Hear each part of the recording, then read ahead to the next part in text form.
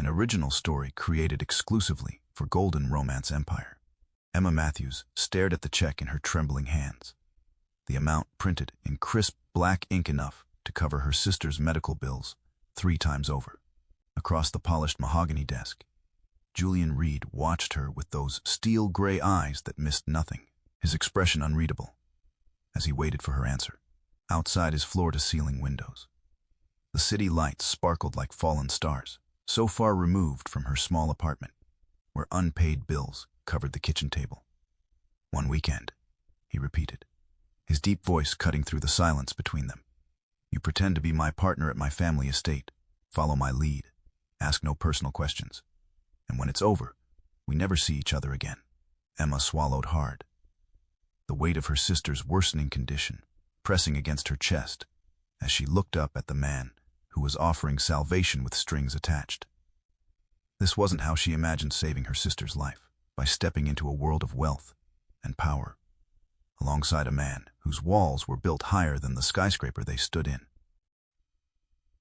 Emma Matthews had exactly $27 in her checking account, and 3 weeks until her sister's next treatment. The hospital had been clear. Without payment, they couldn't continue the specialized care that was keeping Lily alive. Emma had already picked up extra shifts at the cafe, sold her car, and moved to a smaller apartment. But it wasn't enough. Nothing was ever enough. Today's rejection from the 4th loan office had left her numb. Walking through the financial district in her worn shoes, Emma barely noticed the sleek figures rushing past in designer suits until she collided with someone outside Reed Enterprises. "I'm so sorry," she began, steadying herself against the granite wall. The man she'd bumped into didn't respond immediately.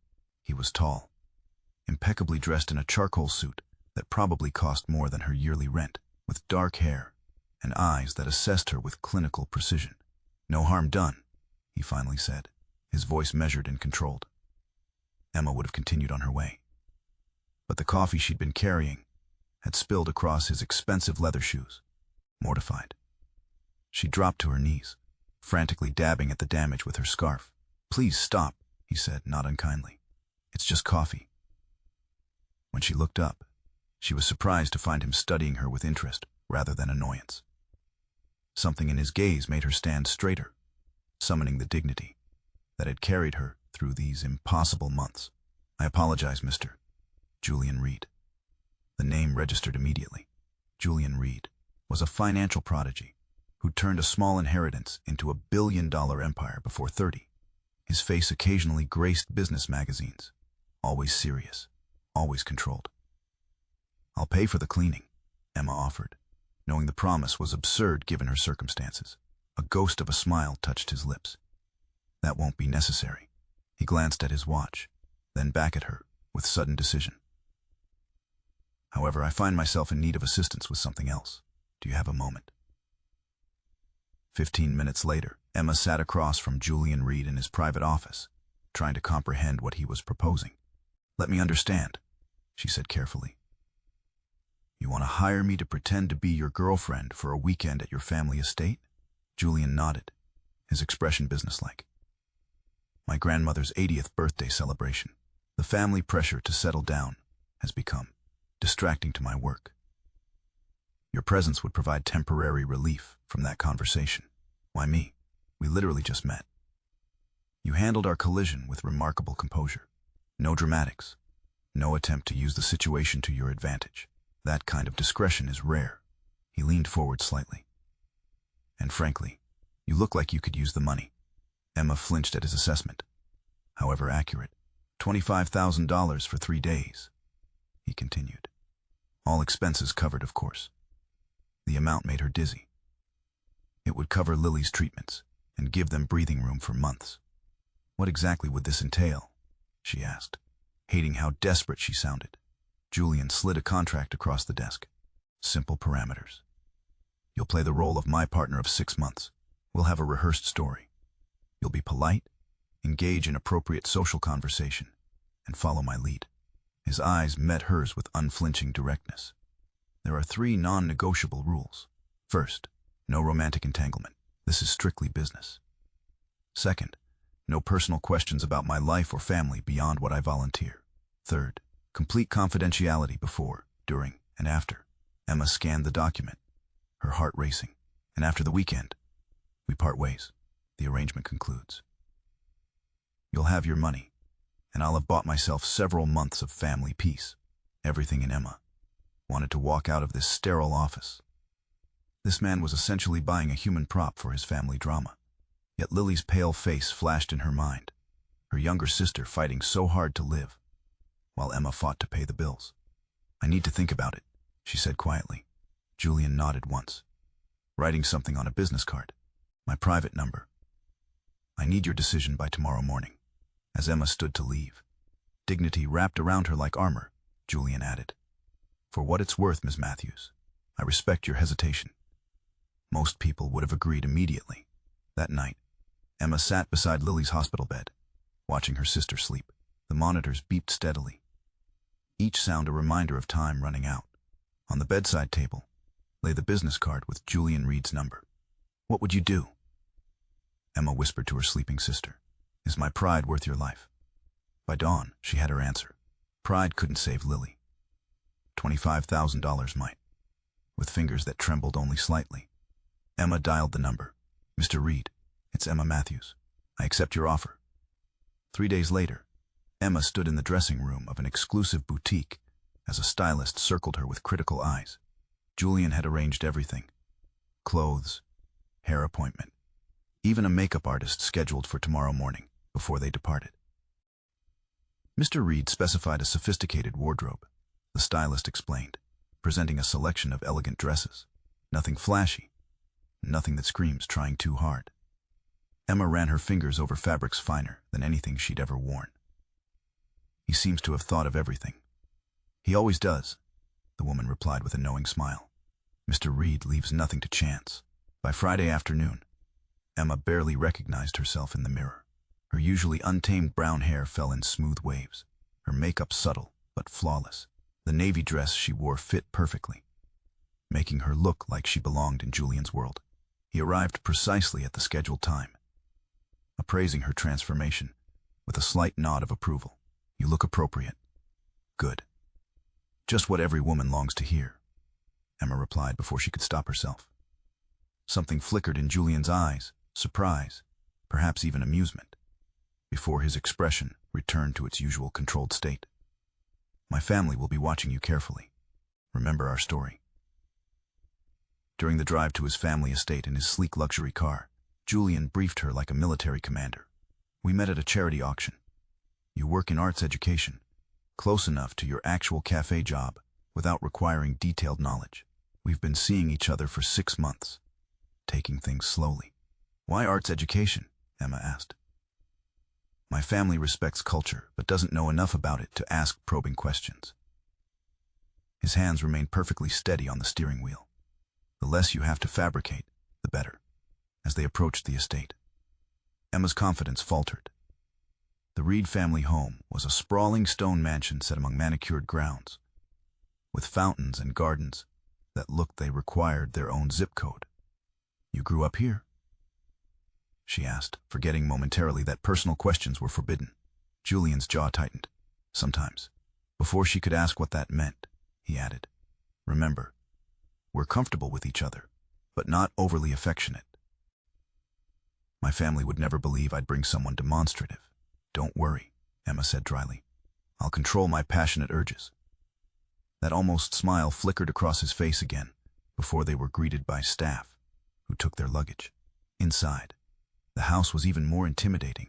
Soaring ceilings, priceless art, and furniture that looked like it belonged in a museum. Julian, darling, you're finally here. An elegant woman, her 60s, approached, her critical gaze sliding from Julian to Emma. And this must be the girlfriend we've heard absolutely nothing about. Mother, Julian acknowledged with a stiff kiss to her cheek. This is Emma Matthews. Emma, my mother, Victoria Reed. Emma extended her hand, summoning every ounce of grace she possessed. It's a pleasure to meet you, Mrs. Reed. Your home is beautiful. Victoria's handshake was brief. Yes, it is. Julian, your father is in his study. He wants to discuss the Singapore merger before dinner. We've just arrived, Mother. Business waits for no one, dear. You know that. Victoria turned to Emma with a practiced smile. Marta will show you to your room. Separate from Julian's, of course. We maintain certain standards here. As Julian was led away, Emma followed the housekeeper upstairs, feeling Victoria's assessing gaze on her back. The bedroom she was given was larger than her entire apartment, with a view of gardens that stretched to a distant lake. Dinner is at 7 sharp, Marta informed her. The family doesn't tolerate lateness. Left alone, Emma sat on the edge of the bed, overwhelmed. What had she gotten herself into? Dinner was an exercise in subtle power plays. Julian's father, Richard, dominated the conversation with business talk, while his younger brother, Marcus, watched Emma with open curiosity. "So, Emma," Marcus said during a lull, "how did you manage what no woman has accomplished in years? Getting my brother to commit to more than 2 dates." Emma felt Julian tense beside her. "I didn't try," she answered honestly. "Perhaps that's why." Victoria's eyebrows rose slightly. Interesting strategy. "Emma isn't a strategy, Mother," Julian said, his voice carrying a warning edge. "Of course not, dear," Victoria replied. "I'm simply surprised. You're usually drawn to women with more ambitious backgrounds." Emma maintained her composure, but under the table, her fingers curled into her palm. "I believe there's dignity in all honest work, Mrs. Reed." A charged silence followed, before Richard cleared his throat. "Julian, about the Singapore expansion." Later that night, Emma found herself unable to sleep. She slipped outside to the garden terrace, breathing in the cool night air. The weight of pretending to be someone she wasn't, someone worthy of a place in this world, pressed against her chest. "You handled them well." She turned to find Julian standing a few feet away, his usual perfect appearance slightly rumpled, as if he too had been unable to rest. "They're exactly as I expected," Emma replied. "And what's that?" "People who measure worth by bank accounts and bloodlines." Julian didn't deny it. Instead, he moved to stand beside her, looking out at the darkened gardens. "You see why I needed this arrangement." For the first time, Emma glimpsed something beneath his controlled exterior, a weariness, perhaps even a loneliness that mirrored her own. In that moment, Julian Reed seemed less like a billionaire, and more like a man carrying invisible burdens. "What happens tomorrow?" she asked. "Grandmother's birthday celebration. The real performance begins." He glanced at her, his expression softening almost imperceptibly. "Get some rest, Emma. You'll need it." As she watched him walk away, Emma felt an unexpected twinge of something dangerous. Not just sympathy, but connection. This was supposed to be just business, a role to play. Yet standing there in the moonlight, she realized the lines were already beginning to blur. The Reed family estate came alive Saturday morning, with staff preparing for the birthday celebration. Emma watched from her window as white tents rose on the lawn, and arised with arrangements that could have furnished a small wedding. A knock at her door revealed Julian, already dressed in a tailored suit that accentuated his tall frame. "There's been a complication," he said without preamble. "Good morning to you too," Emma replied, tightening the belt of her robe self-consciously. Something flickered in his eyes before he looked away. "I've just learned that my grandmother has arranged a traditional family ritual for her birthday, the Reed family cup. That sounds sporty. It's a ridiculous tradition where family members and their partners compete in team challenges. My grandfather started it decades ago." Julian's jaw tightened. "Participation is mandatory." Emma raised an eyebrow. "You didn't think to mention this before." "I didn't know. Grandmother hasn't held the cup in years." He met her eyes directly. "This changes things. We'll need to appear more convincing, meaning physical contact, nothing inappropriate. But couples naturally touch. Small gestures, hand-holding, an arm around the waist." His clinical tone made it sound like a business transaction, which Emma reminded herself it was. "I think I can manage not to swoon if you hold my hand, Mr. Reed." That ghost of a smile appeared again. "We leave in an hour." The blue dress from yesterday would be appropriate. The morning passed in a blur of introductions as extended family arrived.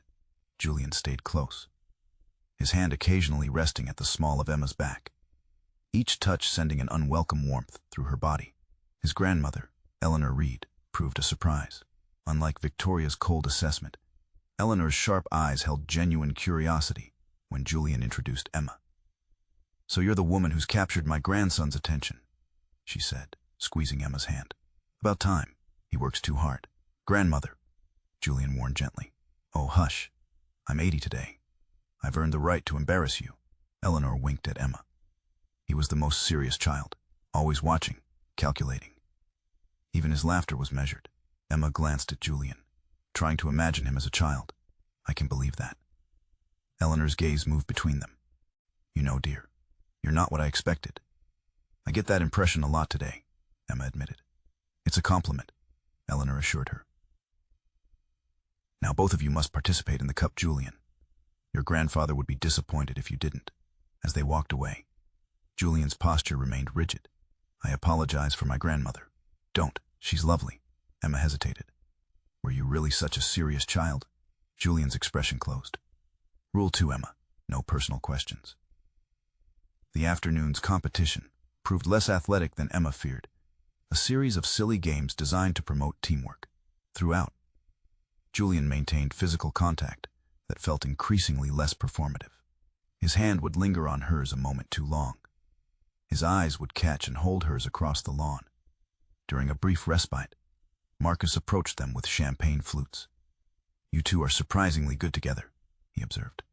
"I've never seen my brother so present." Emma accepted the champagne. "Present?" "Usually at these events, Julian's mind is elsewhere, calculating stock prices, or whatever it is he does when he pretends to listen." Marcus grinned.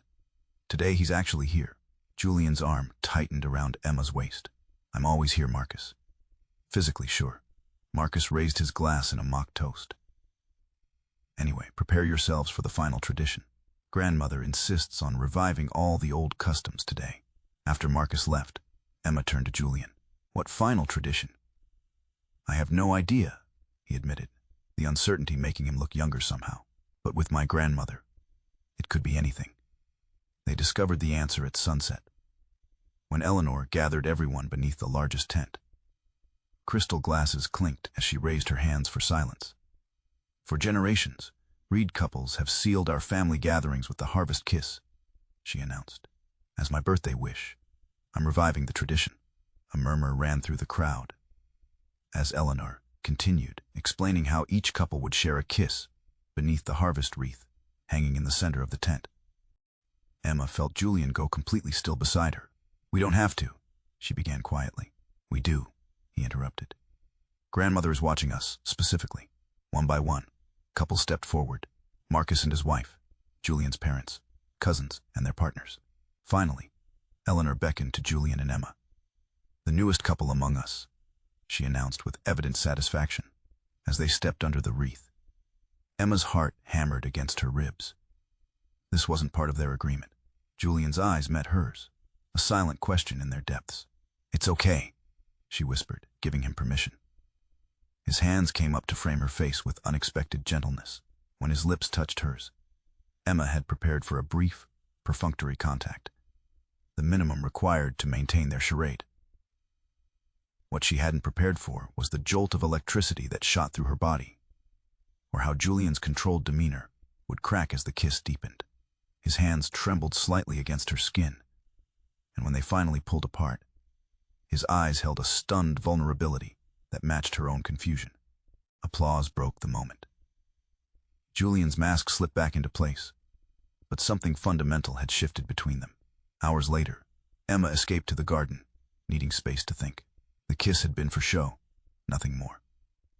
Yet her body hadn't gotten that message, nor had her racing thoughts. Emma. She turned to find Julian approaching through the moonlit garden. He'd loosened his tie, and his hair was slightly disheveled, as if he'd been running his hands through it. "I apologize for earlier," he said, stopping a careful distance away. "The kiss was not part of our agreement." "It's fine. We were playing roles." "Were we?" His question hung in the night air between them. Emma wrapped her arms around herself. What else would it be? Instead of answering, Julian closed the distance between them. "I've never broken my own rules before." "Which rule are you breaking now?" she whispered. "The first one." His voice was rough with honesty. No romantic entanglement. This time when he kissed her, There was no audience, no pretense, no performance.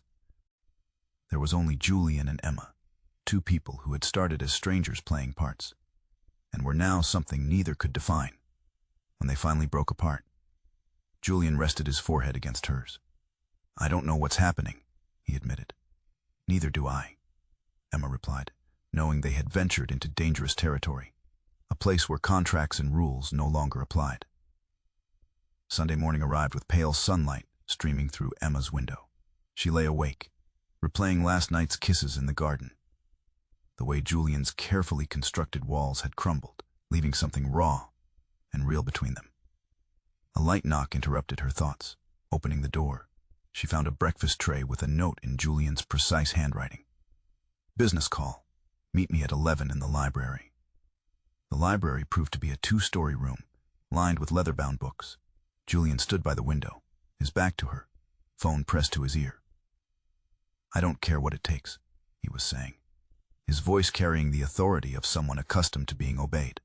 "The Matthews account is a priority. I want daily updates on her sister's condition." Emma froze, certain she had misheard. "Yes, all medical expenses covered indefinitely," Julian continued. "No, she doesn't know. Keep it that way." The floor seemed to shift beneath Emma's feet. "What Matthews account?" she asked, her voice barely audible. Julian spun around, his face registering rare shock. "I'll call back," he said into the phone before ending the call. "Emma." "What Matthews account?" she repeated louder this time. "What about my sister?" Julian's expression shifted to something she hadn't seen before, uncertainty. "You weren't supposed to hear that, obviously." Her hands had begun to shake. "What have you done?" He hesitated, then squared his shoulders with resolution. "After our first meeting, I made inquiries. Your sister's medical situation seemed dire. You investigated me." The betrayal cut deeper than she could have imagined. "I investigate everyone I do business with." His tone was maddeningly reasonable. "When I learned about Lily's condition and the financial strain, I established a fund to cover her treatments." Emma felt sick. "When?" "The day before you accepted my offer." The implication hit her like a physical blow. "You knew I would say yes, because you knew exactly how desperate I was." "That's not." "How much?" she demanded. "How much have you spent on my sister without my knowledge or consent?" Julian's jaw tightened. "The initial treatment costs were approximately $150,000. The ongoing care will require—" "Stop." Emma raised a hand, unable to process the magnitude. "You've been paying for Lily's treatments all this time while I've been—" "What?" "Your charity case. You're performing monkey." "This isn't about charity," Julian insisted, taking a step toward her. "I saw a problem I could solve." "A problem?" Emma's voice rose. "My sister isn't a business problem, Julian, and I'm not some project for you to fix. I was trying to help." "No," Emma said, clarity cutting through her shock. "You were controlling the situation, controlling me.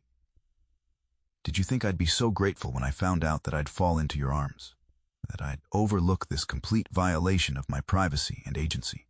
Julian's expression hardened. "I didn't expect gratitude, but I also didn't expect this level of hostility toward help that's keeping your sister alive." His words landed like a slap. Emma stepped back, wrapping dignity around herself like armor. "You don't understand, do you?" she said quietly. "You think because you have money, you have the right to make decisions for others, to manipulate their lives without their knowledge. I made a medical situation better. How is that manipulation? Because you did it secretly, because you let me believe I needed your weekend arrangement money when you'd already solved the problem." The hurt was morphing into anger now. Was any of this real? Or was I just an experiment to see if the desperate cafe worker could pass as your girlfriend? Julian's face paled. "Last night was real, was it? Or was it just another thing you could control?" Emma shook her head, fighting tears. "I need to go." "Emma, please." "I'll pay you back," she said firmly. "Every cent. It might take me years, but I will not be indebted to you." Julian's composure finally cracked. "This isn't about debt. I care about you. You don't even know me," Emma replied. "You know a financial situation you could fix, and a woman who played a part for you. That's not caring, Julian. That's ownership." She turned to leave, but Julian caught her arm. "Where are you going?" Home, to my real life. She gently removed his hand. Please arrange for a car. I'd rather not stay for the remainder of this performance. 2 hours later, Emma sat in the back of a luxury car Julian had summoned, watching the Reed estate disappear behind her. Her phone buzzed with a text from him. I never meant to hurt you. The money for your sister has no strings attached. Please don't let pride interfere with her care. Even now, he didn't understand. It wasn't pride that made her heart ache as the car carried her back to her small apartment.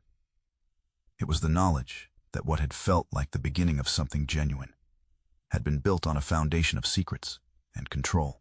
By evening, Emma had called the hospital to inquire about her sister's billing. The administrator confirmed that an anonymous donor had indeed established a fund for Lily's care. Your sister's treatments are covered for the foreseeable future, the woman explained. You don't need to worry. But as Emma sat beside Lily's hospital bed that night, watching her sister sleep peacefully, she worried nonetheless. Not about money anymore, but about the hollow feeling in her chest where something precious had begun to grow, and then shattered. 2 weeks passed. Emma returned to her shifts at the cafe, trying to rebuild the rhythm of her life before Julian Reed had entered it. She'd sent a formal letter requesting payment details for Lily's medical fund, determined to maintain her independence. His response had been a simple note. The fund is irrevocable. Focus on your sister. Pride warred with practicality as Emma visited Lily daily, watching her sister grow stronger under treatments they could never have afforded. Whatever Julian's motives, Lily was getting better. That had to matter more than Emma's wounded heart, until everything changed on a rainy Tuesday night. Emma was closing the cafe when her phone rang, the hospital's number flashing on the screen. Her blood turned to ice as the doctor explained that Lily had developed complications, a rare reaction to the treatment. They were doing everything possible, but the situation was critical. You should come now, the doctor said gently. Emma's hands shook so badly she dropped her keys twice before managing to lock the cafe.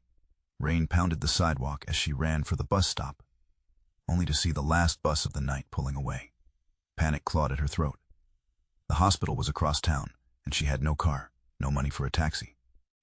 Standing in the downpour, Emma made the only call she could think to make. Julian answered on the first ring. Emma. Lily's, her voice broke. The hospital called. She's critical. I need to get there, but I can't. Where are you? His voice shifted instantly from surprise to focused determination. Outside Riverdale Cafe, but stay there. I'm coming. Before she could say anything else, the line went dead.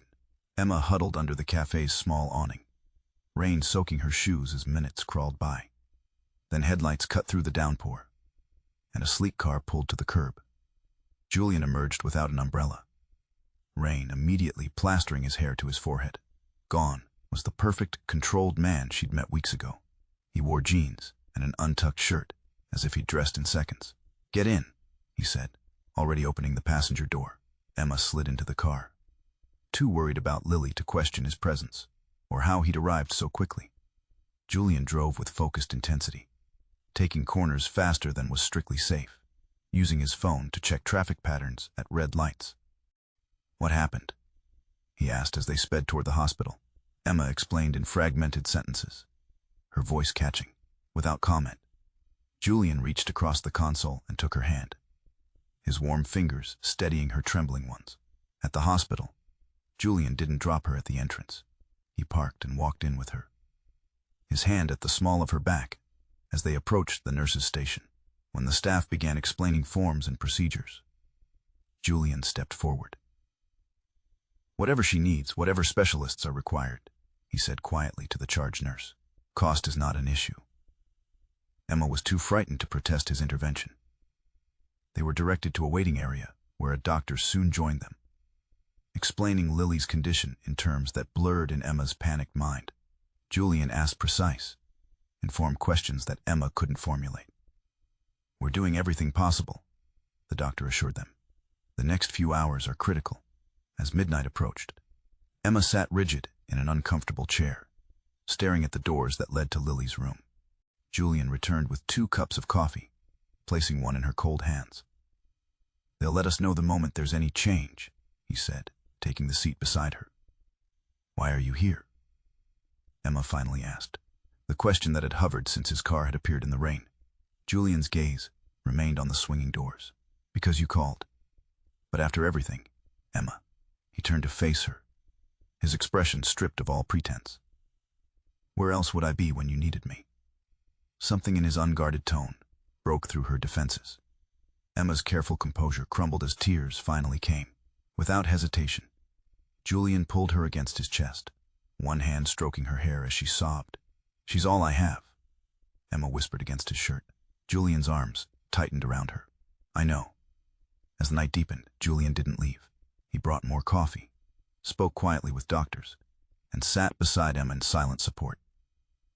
Near dawn, when exhaustion made her eyelids heavy, she found herself leaning against his shoulder. "You should rest," he murmured. "I can't.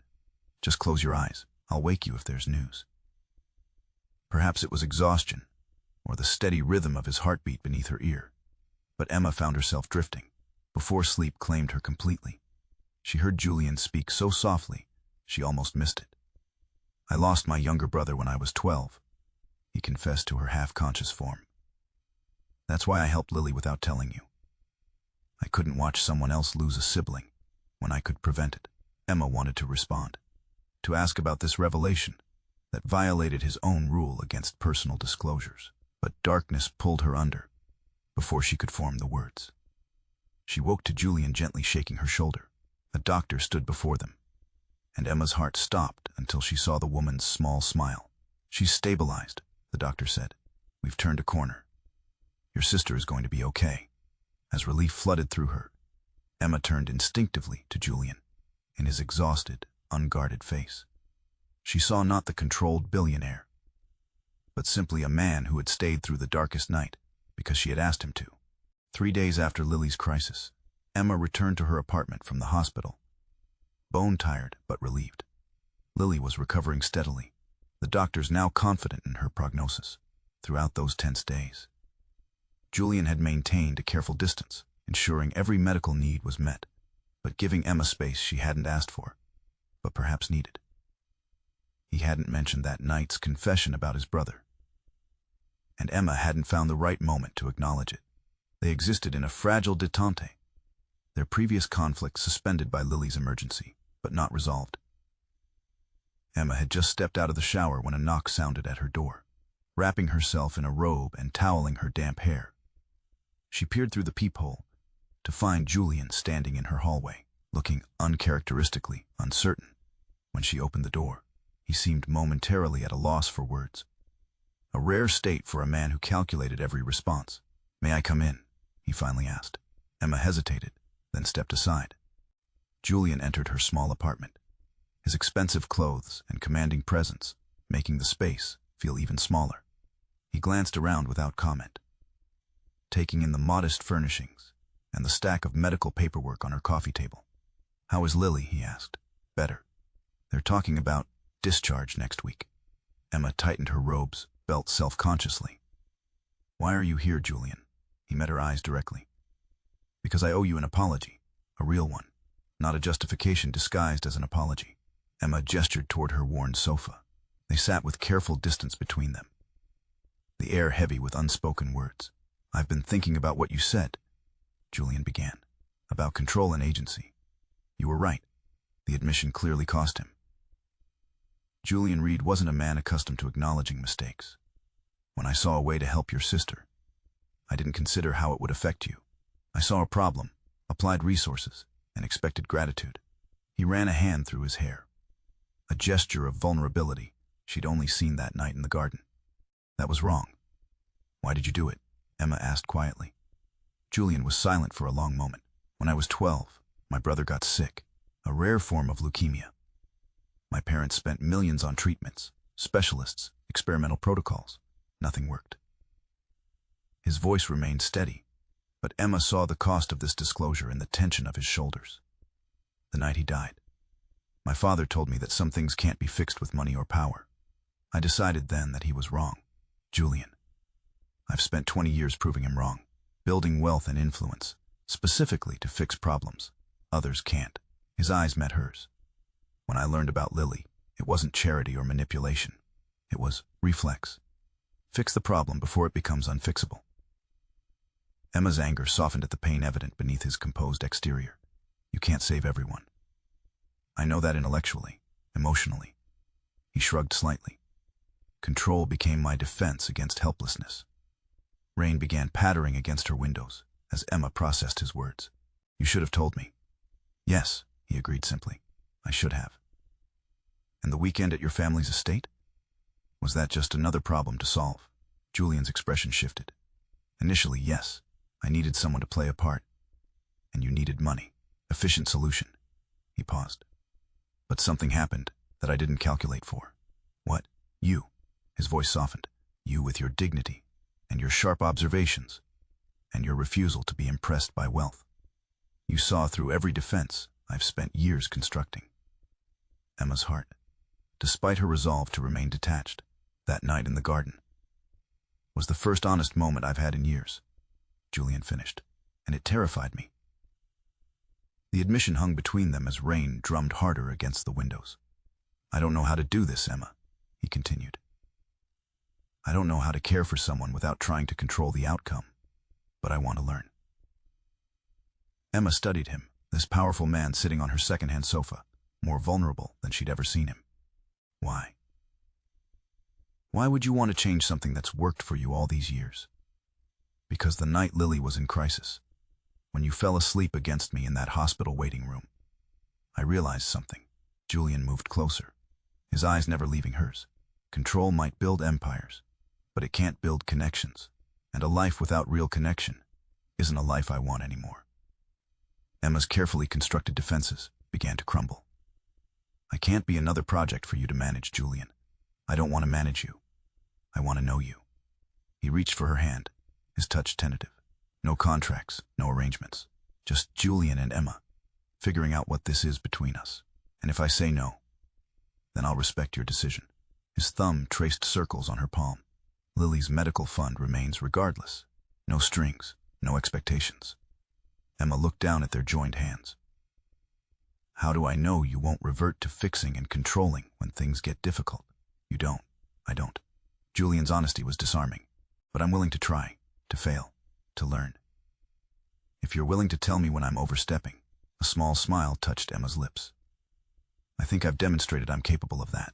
Something like hope flickered in Julian's eyes. Does that mean you're considering giving this a chance? Emma thought of the man who had driven through rain to reach her, who had stayed through the night in an uncomfortable hospital chair, who now sat before her offering not solutions, but vulnerability. I'm considering it, she said softly, but we go slowly, we build trust. No grand gestures or secret interventions. Julian nodded, relief evident in his expression. I can work with that. And you tell me about your brother someday, when you're ready. His eyes glistened momentarily. I'd like that. As the rain continued outside, Emma allowed herself to lean slightly toward him. Julian met her halfway, their foreheads touching in a gesture more intimate than any kiss. I'm still going to be independent, she warned, and stubborn. Julian's smile was genuine, not the ghost of one she'd glimpsed before, but full and real. I would expect nothing less. 3 months later, Emma stood in the doorway of Lily's hospital room, watching as her sister laughed with Julian over a game of cards. Lily's recovery had progressed steadily. Today marked her final treatment, with doctors confident in her long-term prognosis. That's cheating, Lily protested as Julian revealed his winning hand. Strategy, he corrected with a smile that transformed his once severe features. There's a difference. Emma marveled at the change in him. The rigid, controlled man she'd first met had gradually given way to someone who still commanded respect in boardrooms, but had learned to leave that authority at the door of their personal life. It hadn't been easy. Julian's instinct to solve problems with money and influence remained strong. 2 weeks into their new relationship, he'd arranged to have Emma's apartment building renovated without consulting her, a well-intentioned gesture that had sparked their first real argument. You can't just decide what's best for me, she'd told him firmly. Instead of defensiveness, Julian had listened. Really listened. The next day, he'd asked her opinion on everything from dinner choices to weekend plans. His deliberate effort to share decision-making, both endearing and meaningful. For her part, Emma had learned to accept help without surrendering independence. When Julian offered to pay for her to finish the degree, she'd abandoned to care for Lily. She'd compromised, accepting tuition assistance, but insisting on covering her own living expenses with her cafe job. "Ready to go?" Julian asked, noticing Emma in the doorway. Lily gathered her belongings, excitement evident in her movements. "I can't believe I'm really done." As they walked toward the hospital exit, Julian's hand found Emma's, their fingers intertwining naturally. Outside, autumn sunlight gilded the trees lining the street. Julian's driver waited beside the car, but Julian shook his head. "Let's walk a bit first," he suggested. "It's too beautiful to rush." Emma exchanged a surprised glance with Lily. Julian Reed, choosing a leisurely stroll over efficiency? Transformation indeed. They walked through the park across from the hospital, Lily moving ahead to photograph flowers with her phone. Julian slowed his pace, keeping Emma close to his side. "I spoke with my family this morning," he said quietly. "Told them I won't be taking over as CEO when my father retires." Emma looked up at him in surprise. "But that's been your plan for years. Plans change." His eyes held a peace she'd never seen before. "I'm establishing a foundation instead. Medical research focused on rare childhood diseases." Understanding dawned. "For your brother," Julian nodded. "And for Lily, and for every family facing what we faced." He stopped walking, turning to face her. "You taught me there are better things to build than empires, Emma." "I didn't change you," she protested gently. "No," he agreed. "You showed me I could change myself." Ahead of them, Lily waved, her face flushed with health and happiness. As they walked toward her, Emma realized that their improbable beginning, a business arrangement between strangers, had transformed into something neither of them could have calculated or controlled. They had transformed each other, not through grand gestures or perfect solutions, but through the daily choice to be vulnerable, to listen, to grow. And in that transformation, both had found something that neither wealth nor independence alone could provide: the courage to love without guarantees, without contracts, and without fear.